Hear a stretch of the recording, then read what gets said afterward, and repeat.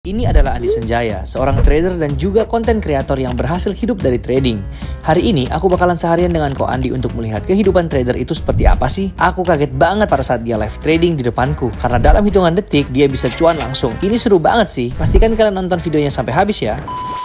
Ini lagi ngapain sih kok? Dari tadi nih aku baru datang, katanya kita mau nge-gym, tapi sampai sini kayak sibuk sendiri dia. Ngapain ini?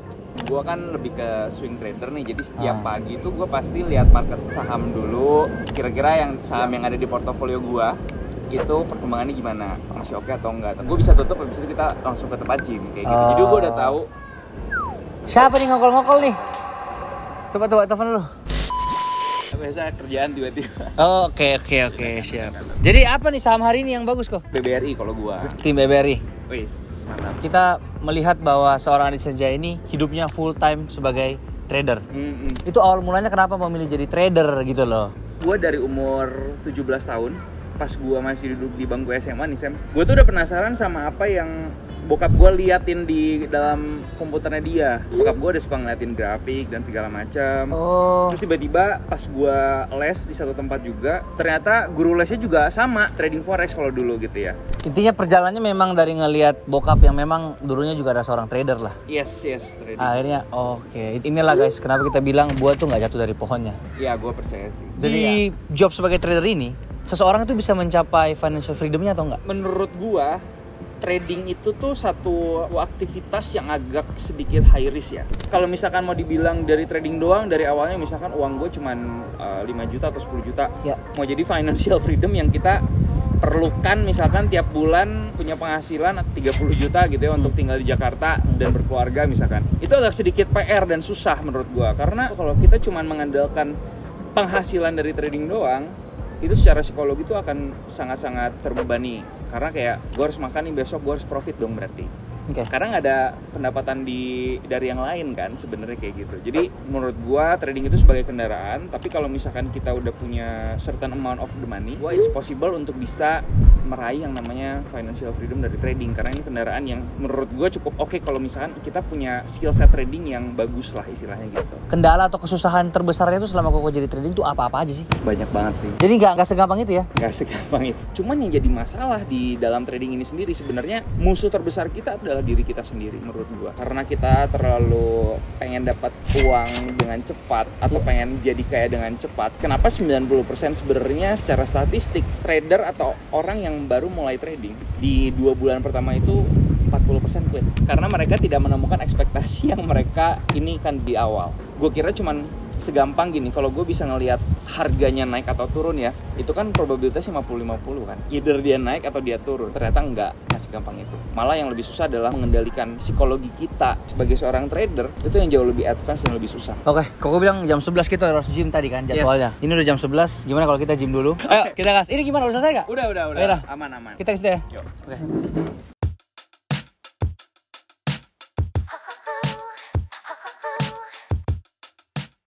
Aku udahan nih, aku capek banget. Habis ini kita makan siang atau? Habis ini enggak, gue biasanya makannya nanti biasanya malam dan gue biasanya sehari sekali doang sih makannya.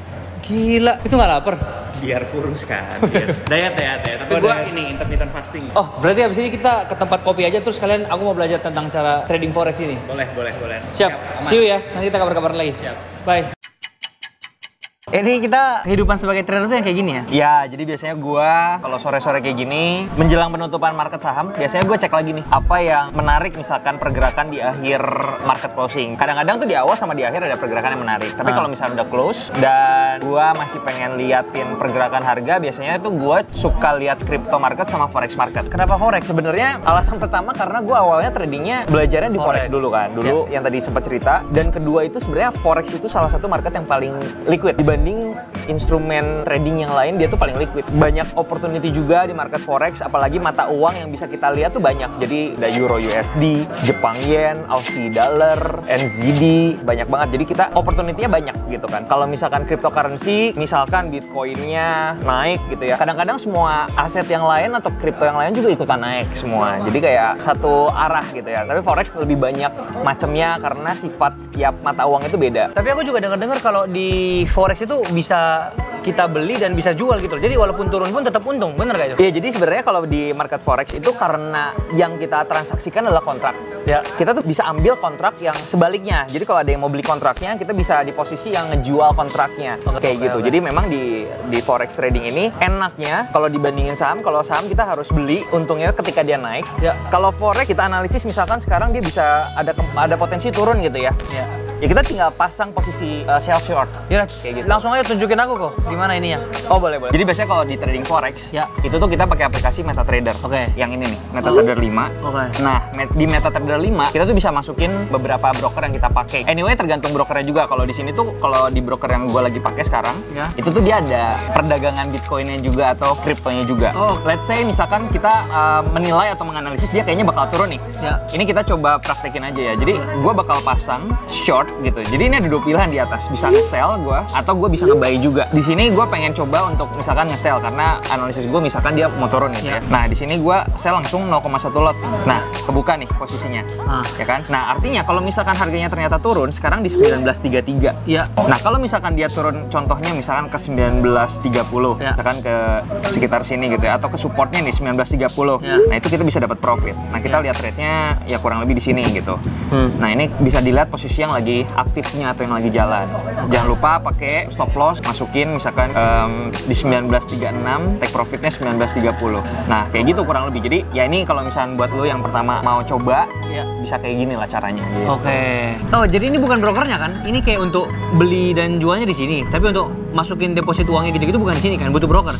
Iya, di brokernya. Tapi untuk aplikasi tradingnya di sini. Oh, brokernya apa yang koko pakein sekarang? Ini gue tuh lagi pakai OctaFX sebenarnya. Oh, Okta. Jadi nanti lu tinggal daftar di Okta kalau lu mau coba. Abis itu lu bisa deposit, tapi nanti tradingnya bisa di sini juga. Kayak gitu. Bisa dikonekin lah ya langsung. Bisa dikonekin langsung. Karena memang MetaTrader yang paling umum buat forex trader aplikasinya pakai dia gitu biasanya. Kenapa OctaFX kok pilihannya?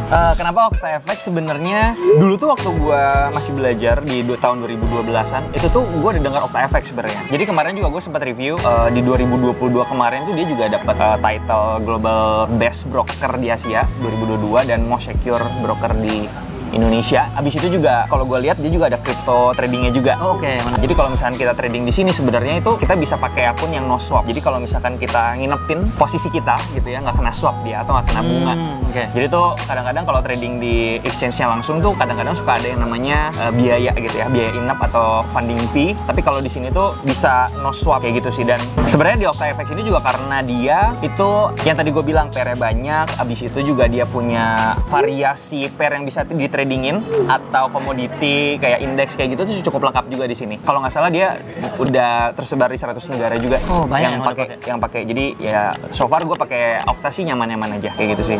Nah, kalau saya mau download gimana kok? Ada di App Store gitu-gitu nggak sih? Ada sebenarnya. Nanti gue kasih linknya deh biar lebih jelas ya. Gue PM kalau deh linknya biar lebih. Pokoknya ada kayak promo code-nya aku taruh di sini jual ya guys ya, dan link downloadnya juga ada di kolom deskripsi di bawah. Oke, jadi abis ini lu mau trading forex juga nih langsung nih? Ya mau belajar lah abis ini dulu. Gue bentar lagi mau nge-live jam 5, jadi kayaknya gue harus ini dulu, naik dulu ke apartemen lagi. Oke. Ntar kalau misalnya abis itu lo mau ngobrol-ngobrol lagi, oke. Coba kalau gue masih belum ngantuk kita bisa ini lagi. Oke, siap. Kabar-kabaran ya. Siap, thank you ya. Gue nge-live dulu ya. Oke, siap.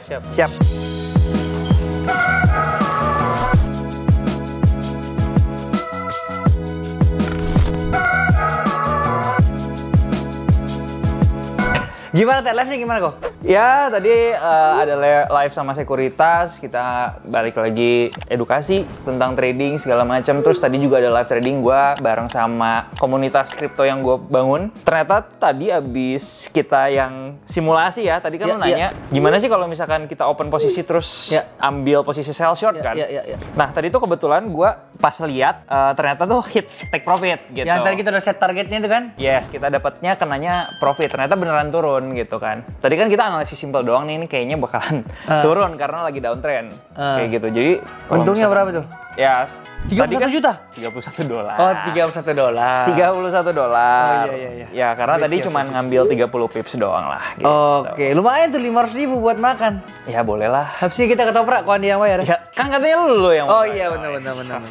Ya, thank you kok. Thank you ya. Atas udah mau untuk meluangkan waktu 24 jam bareng aku. Siap abis ini makan. Siap.